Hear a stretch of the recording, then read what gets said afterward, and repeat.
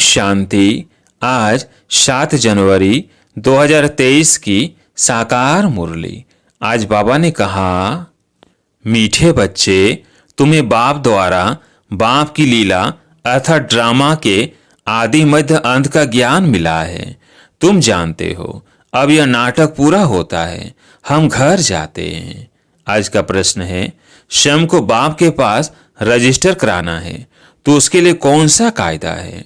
उत्तर, बाप के पास रजिस्टर होने के लिए पहला, बाप पर पूरा पूरा बलि चढ़ना पड़ता। दूसरा, अपना सब कुछ भारत को स्वर्ग बनाने की सेवा में सफल करना होता। तीसरा, संपूर्ण निर्विकारी बनने का कसम उठाना पड़ता और फिर रहकर भी दिखाना होता। ऐसे बच्चों का नाम ऑलमाइटी गवर्नमेंट के रजिस्टर में आ जाता है। उन्हें नशा रहता कि हम भारत को स्वर्ग व राजस्थान बना रहे हैं, हम भारत की सेवा के लिए बाप पर बलि चढ़ते हैं। गीत है ओम नमः शिवाय, ओम शांति। जिसकी महिमा में यह गीत है वही बैठकर अपने रचना की महिमा सुनाते हैं, जिसको लीला भी कहा जाता है। लीला कहा जाता है नाटक को, और महिमा होती है गुणवान की, तो उनकी महिमा सबसे न्यारी है। मनुष्य तो जानते नहीं, बच्चे जानते हैं कि उस परम पिता परमात्मा का ही इतना गायन है, जिसकी शिव जयंती भी अब नजदीक है। शिव जयंती के लिए यह गीत भी अच्छा है। तुम बच्चे उसकी लीला को और उनकी महिमा को जानते हो। बरोबर यह लीला है, इसको नाटक अर्थात ड्रामा भी कहा जाता है। बाप कहते हैं कि देवताओं से भी मेरी लीला न्यारी है। हर एक की अलग अलग लीला होती है। जैसे गवर्नमेंट में प्रेसिडेंट का, मिनिस्टर का मर्तबा अलग अलग है ना। अगर परमात्मा सर्वव्यापी होता तो सबकी एक एक्ट हो जाती। सर्वव्यापी कहने से ही भूख मरे हैं। कोई मनुष्य न बाप को न बाप की अपरंपार महिमा को जानते हैं। जब तक बाप को न जाने तब तक रचना को भी जान ना सके। अभी तुम बच्चों ने रचना को भी जाना है। ब्रह्मांड, सूक्ष्म वतन और मनुष्य सृष्टि का चक्र बुद्धि में फिरता रहता है। यह लीला अथवा रचना के आदि मध्य अंत की नॉलेज। इस समय दुनिया के मनुष्य नास्तिक, कुछ भी नहीं जानते और गपोड़े कितने लगाते हैं। साधु लोग भी कॉन्फ्रेंस आदि करते रहते हैं। विचारों को यह पता ही नहीं कि अब नाटक पूरा होता है, अभी कुछ टच होता है, जबकि नाटक पूरा होने को आया है। अभी सब कहते हैं राम राज्य चाहिए। क्रिश्चियन के राज्य में ऐसे नहीं कहते थे कि नया भारत हो। अभी बहुत दुख है तो सभी आवाज करते हैं कि हे प्रभु दुख से छुड़ाओ। कलयुग अंत में जरूर जास्ती दुख होगा। दिन प्रतिदिन दुख वृद्धि को पाता जाएगा। वह समझते हैं सभी अपना अपना राज्य करने लग पड़ेंगे, परंतु यह विनाश तो होना ही है, यह कोई जानते नहीं। तुम बच्चों को कितना खुशी में रहना चाहिए। तुम किसको भी कह सकते हो कि बेहद का बाप स्वर्ग रचता है, तो बच्चों को भी स्वर्ग की बादशाही होनी चाहिए। भारतवासी खास इसलिए याद करते हैं, भक्ति करते हैं, भगवान से मिलने चाहते हैं, श्री कृष्ण पुरी में जाने चाहते हैं, जिसको इस स्वर्ग कहते हैं। परंतु यह नहीं जानते कि सतयुग में ही श्री कृष्ण का राज्य था। फिर अब यह कलयुग पूरा होगा, सतयुग आएगा, तब फिर श्री कृष्ण का राज्य होगा। यह तो सभी जानते हैं कि शिव परमात्मा की सभी संतान हैं। फिर परमात्मा ने नई सृष्टि रची होगी तो जरूर ब्रह्मा के मुख द्वारा रची होगी। ब्रह्मा मुख वंशावली तो जरूर ब्राह्मण कुल भूषण होंगे। वह समय भी संगम का होगा। संगम है कल्याणकारी युग, जब परमात्मा ने बैठ राजयोग सिखाया होगा। अभी हम हैं ब्रह्मामुख वंशावली ब्राह्मण। बाकी तुम कहेंगे हम कैसे माने कि ब्रह्मा के तन में परमात्मा आकर राजयोग सिखाते हैं। तुम भी ब्रह्मामुख वंशावली बन राजयोग सीखो तो आप ही तुमको भी अनुभव हो जाएगा। इसमें बनावट की व अंधश्रद्धा की कोई बात ही नहीं। अंधश्रद्धा तो सारी दुनिया में है, इसमें भी खास भारत में। गुड़ियों की पूजा बहुत होती है। आइडल प्रस्त भारत को ही कहा जाता है। ब्रह्मा को कितनी भुजाएं देते हैं, अब यह कैसे हो सकता? हाँ, ब्रह्मा के बहुत बच्चे हैं। जैसे विष्णु को 4 भुजाएं दिखाते हैं, 2 लक्ष्मी की, 2 नारायण की, वैसे ब्रह्मा के भी इतने बच्चे होंगे। समझो 4 करोड़ बच्चे हो तो ब्रह्मा की 8 करोड़ भुजा हो जाए, परंतु ऐसे है नहीं। बाकी प्रजा तो जरूर होगी। यह भी ड्रामा में नूंद है। बाप आकर ये सब बातें समझाते हैं। वो तो समझ नहीं सकते कि आखिर क्या होना है। कितने प्लेन से बनाते हैं, किस्म किस्म के प्लेन से बनाते हैं। यह बाबा का तुम बच्चों के लिए एक ही प्लेन है और यह राजधानी स्थापन हो रही है। जो जितनी मेहनत कर आसमान बनाएंगे उतना ऊंच पद पाएंगे। बाप को नॉलेजफुल, ब्लिसफुल, रहमदिल कहते हैं। बाप कहते हैं मेरा भी ड्रामा में पार्ट है। माया सब पर बेरहमी कर रही है, हमको आकर रहम करना पड़ता है। तुम बच्चों को राजयोग भी सिखाता हूँ, सृष्टि चक्र का राज भी समझाता हूँ। नॉलेजफुल को ज्ञान का सागर कहा जाता है। तुम बच्चे जानते हो, किसको समझा भी सकते हो। यह अंधश्रद्धा की तो कोई बात ही नहीं। हम निराकार परमपिता परमात्मा को मानते हैं। पहले पहले उनकी महिमा करनी चाहिए। वो आकर राजयोग द्वारा स्वर्ग रचते हैं, फिर स्वर्गवासियों की महिमा करनी चाहिए।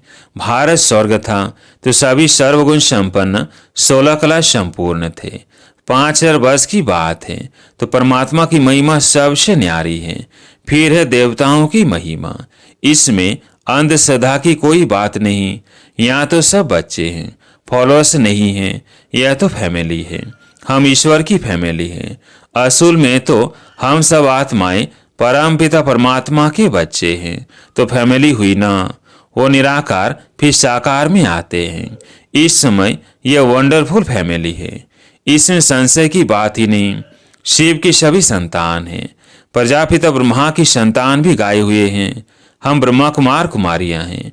नई सृष्टि की स्थापना हो रही है। पुरानी सृष्टि सामने है।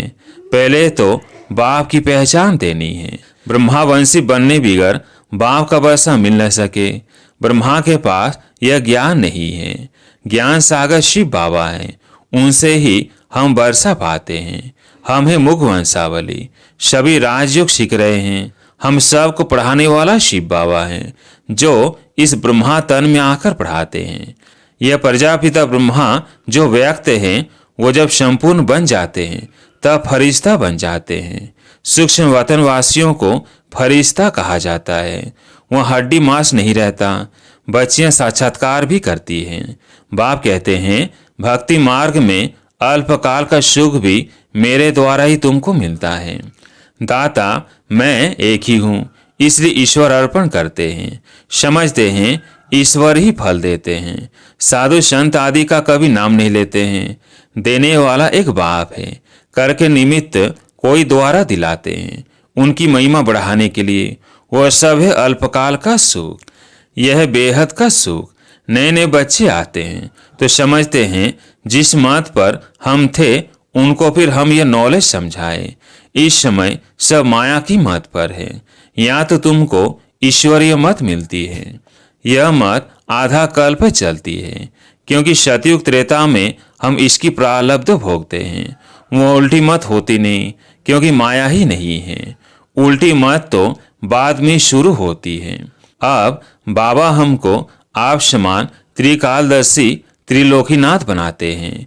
ब्रह्मांड का मालिक भी बनते हैं, फिर सृष्टि के मालिक भी हम बनते हैं।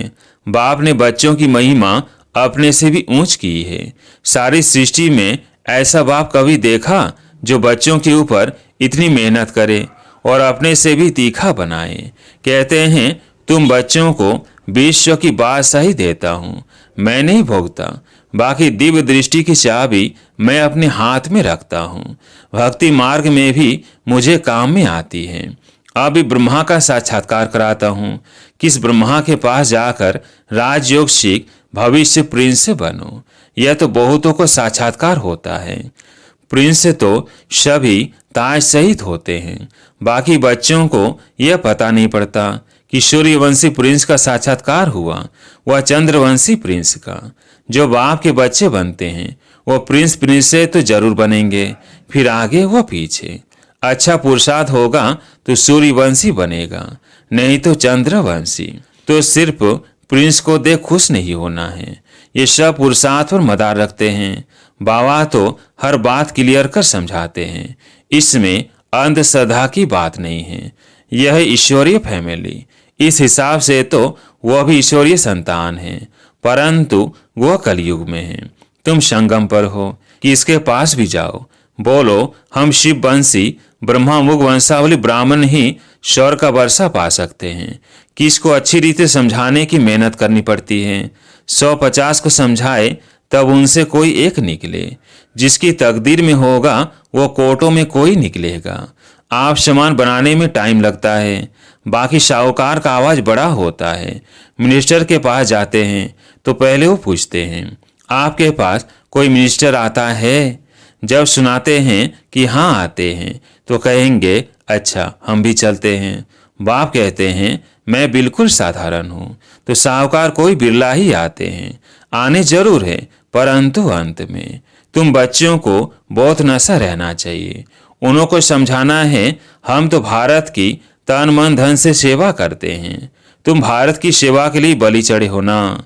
ऐसा फिलैंथ्रोपिस्ट कोई होता नहीं, वो तो पैसे इकट्ठे कर मकान आदि बनाते रहते हैं। आखिर तो ये सब कुछ मिट्टी में मिल जाना है। तुमको तो सब कुछ बाबा पर बलि चढ़ाना है। भारत को स्वर्ग बनाने की सेवा में ही सब कुछ लगाना है, तो फिर वर्षा भी तुम ही पाते हो। तुमको नशा चढ़ा हुआ है। हम ऑल माइटी अथॉरिटी के बच्चे हैं, हम उनके पास रजिस्टर हो गए। बाबा पास रजिस्टर होने में बहुत मेहनत लगती है। जब संपूर्ण निर्विकारी पने का कसम उठावे और रहकर भी दिखाए तब बाबा उसे रजिस्टर करते हैं। बच्चों को बहुत नशा रहना चाहिए कि हम भारत को स्वर्ग व राजस्थान बना रहे हैं, तब उस पर राज्य करेंगे। अच्छा, मीठे मीठे सिकिलधे बच्चों प्रति माता पिता बाप दादा का याद प्यार और गुड मॉर्निंग। रूहानी बाप की रूहानी बच्चों को नमस्ते। हम रूहानी बच्चों की रूहानी बाप दादा को याद प्यार गुड मॉर्निंग नमस्ते नमस्ते। धारणा के लिए मुख्य सार। पहला पॉइंट, हम ईश्वरीय संतान एक ईश्वर की फैमिली के हैं। हमें अभी ईश्वरीय मत मिल रही है, इस रूहानी नशे में रहना है, उल्टी मतों पर नहीं चलना है। दूसरा पॉइंट, भारत की सेवा के लिए ब्रह्मा बाप के समान पूरा पूरा बलि चढ़ना है। तन मन धन भारत को स्वर्ग बनाने में सफल करना है। पूरा पूरा फिलैंथ्रोपिस्ट अर्थात दानी बनना है। आज प्यारे मीठे बाबा का वरदान है, परमात्म प्यार की छत्र छाया में सदा सेव रहने वाले दुखों की लहरों से मुक्त भव। परमात्म प्यार की छत्र छाया में सदा सेव रहने वाले दुखों की लहरों से मुक्त भव। जैसे कमल पुष्प कीचड़ पानी में होते भी न्यारा रहता है, और जितना न्यारा उतना सबका प्यारा है। ऐसे आप बच्चे दुख के संसार से न्यारे और बाप के प्यारे हो गए।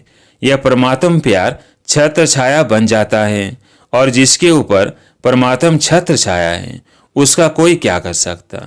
इसलिए फकूर में रहो कि हम परमात्म छत्र छाया में रहने वाले हैं।